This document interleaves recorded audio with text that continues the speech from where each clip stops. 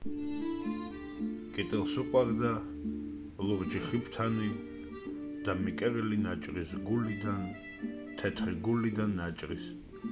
ის აფრენდა ჩიტებს სახლის წინ, მისა დარბაზოს გვერდს რომ უვლიდა და უყურებდა ფანჯრებს.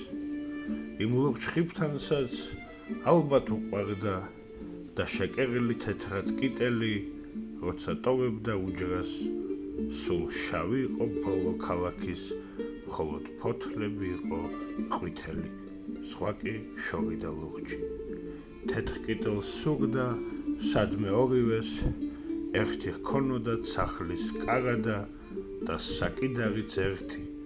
გულგატეხილი იყო კიტელი, ღმერთს უწყრებოდა, ღმერთი არა და კეთილი იყო ღმერთი.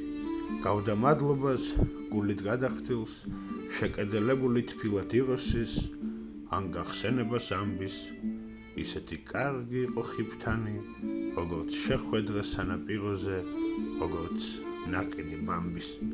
იმ ლამაზ ხიფთანს დიდი ხანია აუხთენელ და ლამაზ ოცნებად მოგზაურობა ჰქონდა, მაგრამ თბილისის ერთ-ერთ მეტროსთან, სადაც ეყარა დახზე მოცვები, კიტელი ყიდდა კონდახს. გულის სიღრმეში კარგად იცოდა, რომ იმ შორეულ არქიპელაგებს ვერ ანახებდა ხიფთანს და გულმოკლული, როგორც თალხები, თვალს აყოლებდა ძვირფას პერანგებს გალაქტიონის ხიდთან.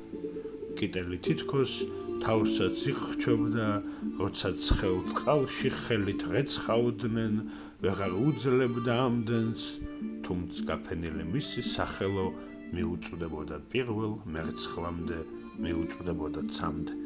იქ იალქანი თეთრი ზეწარის, იმ დაუვიწყარ ამბავს იხსენებს, როგორ უკვირდა ყველას, სველი კიტელი ქუჩის გადაღმა ხიფთანს ეძახდა, მოდი, მიხსენი და ისიც თხოვდა შველას.